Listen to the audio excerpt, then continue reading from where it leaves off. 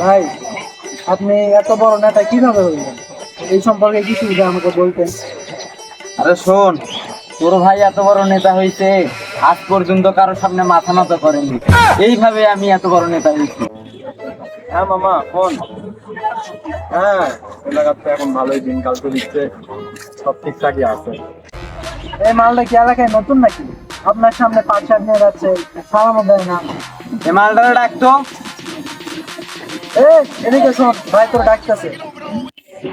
হ্যাঁ ভাই বলেন। কি এলাকায় নতুন? না ভাই, এলাকায় তো নতুন না, আমার নানি বাড়ি এখানে। ওই দিকে ডাকতে কি ওটা? আচ্ছা ভাই দাও। আচ্ছা ভাই ঠিক আছে। এলাকায় তো তারপর আর না দেখি। ভাই, আপনি কামটা করলেন কি? 20 টাকার জন্য আপনি মাথা নত করলেন? আরে 20 টাকা আমি নিচ্ছি, এটা শুধু তুই জানিস আর আমি জানি, জনতা তো জানে না, সব ভুলে যা। শালা, 20 টাকার জন্য মাথা নত করিস? তোর মতো নেতার আমি